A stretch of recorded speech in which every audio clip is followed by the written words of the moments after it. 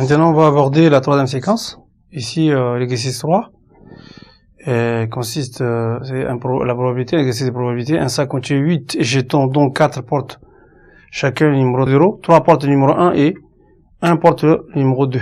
On tire au hasard et simultanément 2 jetons du sac. Alors ici, tirage au hasard, nous sommes dans l'hypothèse de l'équipe probabilité. Et tirage simultané, l'outil qu'on doit utiliser, une combinaison. Question 1, combien y a-t-il de tirages possibles?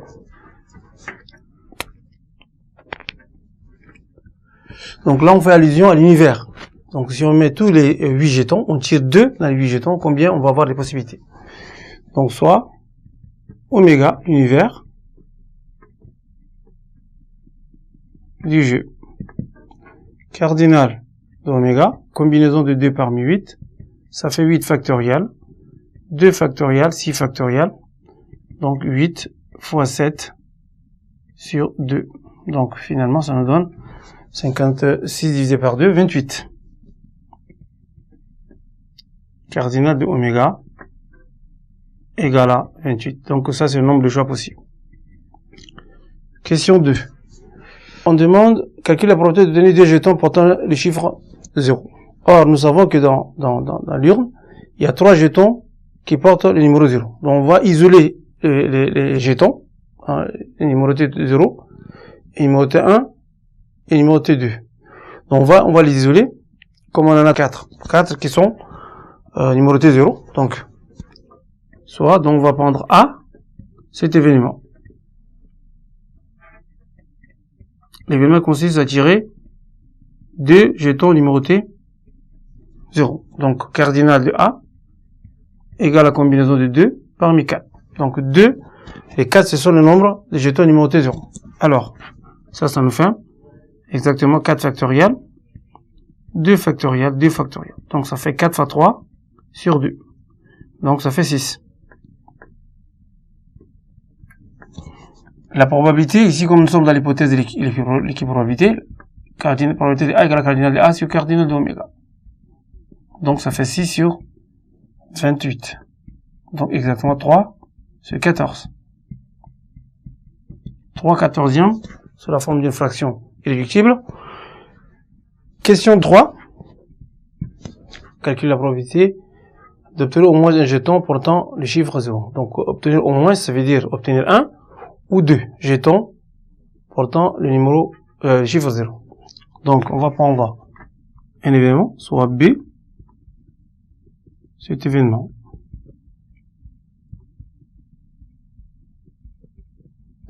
Alors, calcul cardinal de B, c'est-à-dire on prend un jeton numéroté 0 parmi les 4, et, puisque l'ordre est tiré 2 jetons, un jeton parmi les autres 4.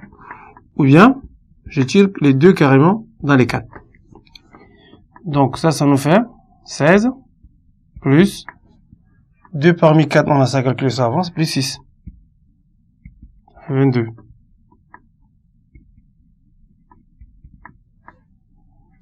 Donc, probabilité de B égale à cardinal de B sur cardinal de oméga. Donc ça fait 22 sur 28.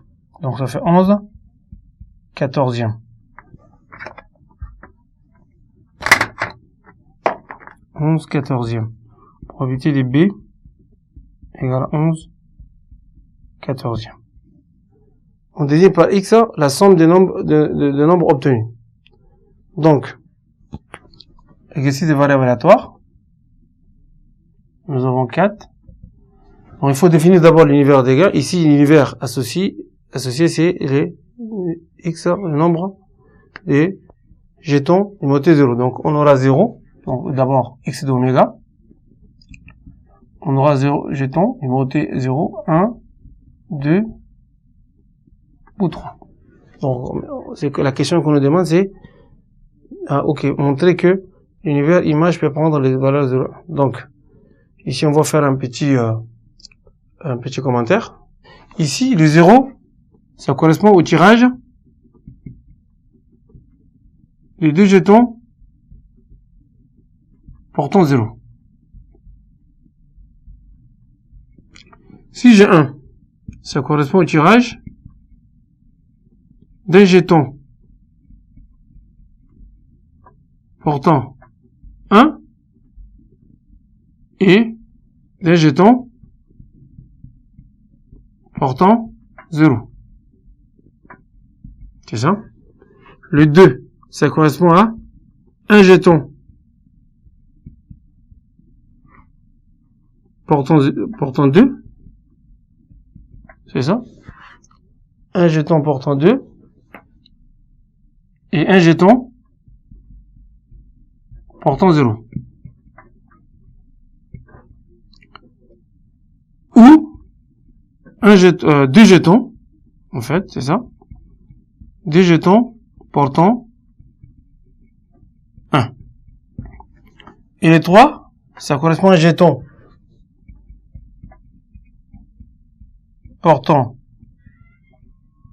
1 et un jeton portant combien? Portant 2. Voilà, c'est là qui me permet de constituer l'univers image. Voilà, ça nous avons répondu à la question. Ça veut dire donc x1 de oméga 0, 1, 2, 3. Donc ça c'est la question A. Rubrique A c'est déjà bon. On va aborder B maintenant.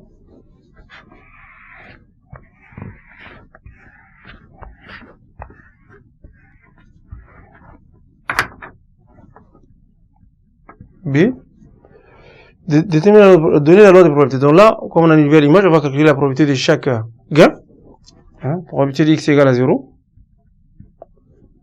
Ça fait cardinal de x égale 0 sur cardinal de oméga. Alors, x égale à 0, ça veut dire équivaut, on a dit c'est le tirage des deux jetons portant 0. Et les jetons portant 0 sont au nombre de combien? La probabilité, ça fait 13, 3/14e. Probabilité de x égale à 1.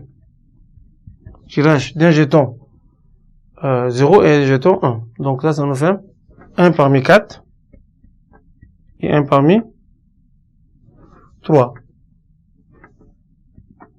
Le tout sur 28. Donc ça fait... Le résultat nous donne 3/7. Probabilité de x égale à 2. On aura x égale à 2, ça veut dire que les deux tirages, on va tirer deux jetons numérotés 1, ou bien un jeton numéroté 0 et un jeton numéroté 0, c'est ça. Deux jetons, ici c'est ça, deux jetons, un jeton portant 2 et un jeton portant 0, ok. Donc, 3 et 1 parmi 4, 1 parmi 1, ou on va prendre également 2 parmi, voilà, 2 parmi 3, ok, le tout sur 28.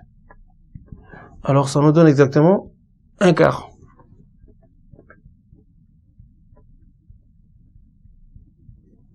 Ensuite,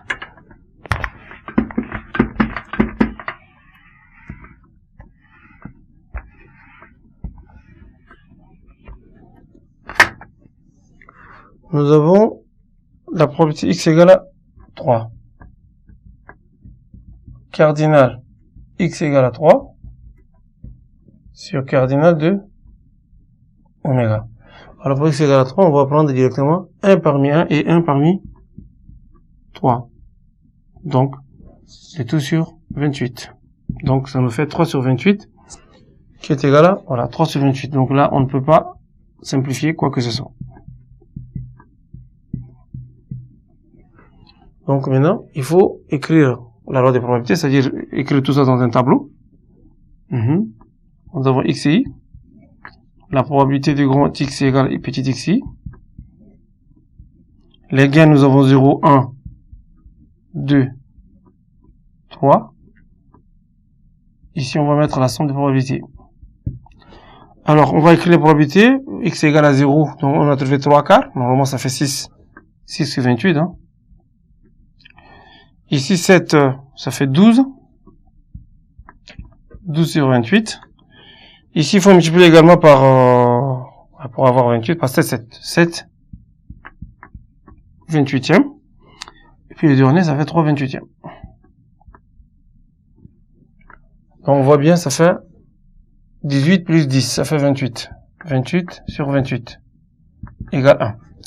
Donc ici, la somme des probabilités égale à 1. Déjà, vérifier la loi des probabilités. La question c'est maintenant, calcule l'espérance mathématique. Espérance mathématique, nous savons, ça fait la somme de x et y, pi.